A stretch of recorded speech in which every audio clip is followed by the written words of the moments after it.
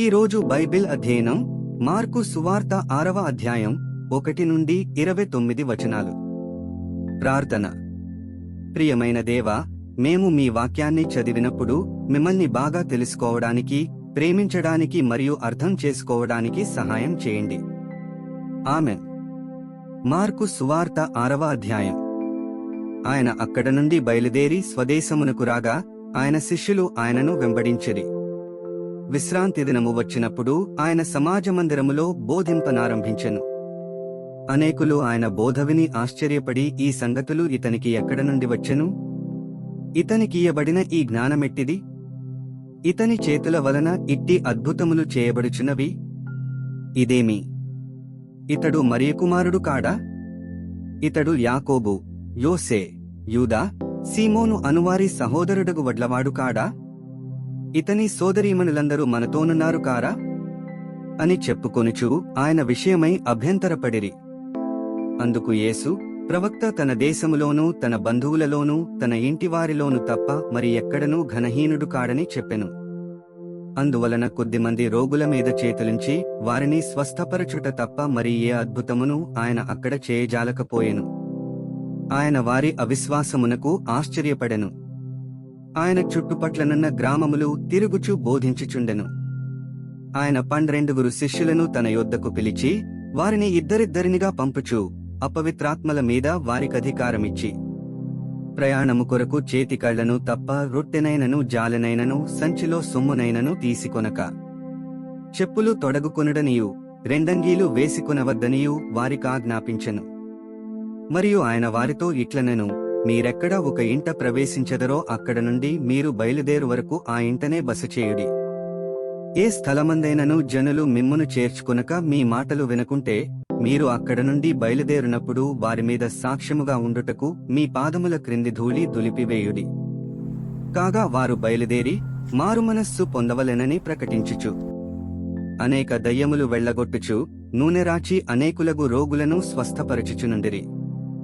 ఆయన కీర్తి ప్రసిద్ధమాయను గనుక రాజైన హేరోదు ఆయనను గూర్చి విని బాప్తిస్మమిచ్చు యోహాను మృతులలో నుండి లేచియున్నాడు గనుక అతనియందు అద్భుతములు క్రియారూపకములగుచున్నవని చెప్పెను.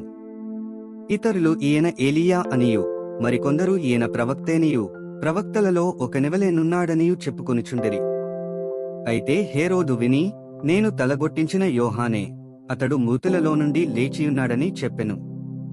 హేరోదు తన సహోదరుడగు ఫిలిప్పు భార్య అయిన హేరోదియను పెండ్లి చేసుకొనినందున, యోహాను నీ సహోదరుని భార్యను చేర్చుకొనుట నీకు న్యాయము కాదని హేరోదుతో చెప్పెను గనుక ఇతడామె నిమిత్తము యోహానును పట్టి తెప్పించి చెరసాలలో బంధించియుండెను. హేరోదియ అతని మీద పగపట్టి అతని చంపింపగోరెనుగాని ఆమె చేతగాకపోయెను. ఎందుకనగా యోహాను నీతిమంతుడును పరిశుద్ధుడునగు మనుష్యుడని హేరోదు ఎరిగి అతనికి భయపడి అతని కాపాడుచువచ్చెను. మరియు అతని మాటలు వినినప్పుడు ఏమి చేయను తోచకపోయినను సంతోషముతో వినుచుండెను. అయితే తగిన దినమొకటి వచ్చెను. ఎట్లనగా హేరోదు తన జననదినోత్సవమందు తన ప్రధానులకును సహస్రాధిపతులకును గలిలయ దేశ ప్రముఖులకును విందు చేయించెను. అప్పుడు హేరోదియ కుమార్తె లోపలికి వచ్చి నాట్యమాడి హేరోదును అతనితో కూడా పంక్తిని కూర్చున్న వారిని సంతోషపరచెను గనుక, రాజు నీకిష్టమైనది ఏదైనను నన్నడుగుము, నేను నీకిచ్చెదనని ఆ చిన్నదానితో చెప్పెను. మరియు నీవు నా రాజ్యములో సగము మట్టుకు ఏమడిగినను నీకిచ్చెదనని అతడు ఆమెతో ఒట్టు పెట్టుకునెను. గనుక ఆమె వెళ్లి నేనేమి అడిగెదనని తన తల్లినడుగగా ఆమె బాప్తిస్మమిచ్చు యోహాను తల అడుగుమనెను. వెంటనే ఆమె త్వరగా రాజునొద్దకు వచ్చి బాప్తిస్మమిచ్చు యోహాను తల పళ్ళెములో పెట్టి ఇప్పుడే నాకిప్పింపగోరుచున్నానని చెప్పెను. రాజు బహుగా దుఃఖపడెనుగాని తాను పెట్టుకునిన ఒట్టు నిమిత్తమును తనతో కూర్చుండియున్న వారి నిమిత్తమును ఆమెకు ఇయ్యెను అననొల్లకపోయెను. వెంటనే రాజు అతని తల తెమ్మని ఆజ్ఞాపించి యొక్క బంట్రౌతును పంపెను. వాడు వెళ్లి చెరసాలలో అతని తలగొట్టి పళ్ళెములో అతని తలపెట్టి తెచ్చి ఆ చిన్నదానికిచ్చెను. ఆ చిన్నది తన తల్లికిచ్చెను. యోహాను శిష్యులు ఈ సంగతి విని వచ్చి శవమును ఎత్తికొనిపోయి సమాధిలో ఉంచిరి. 29 వచనాలు చదివియున్నాము. ముగింపు ప్రార్థన.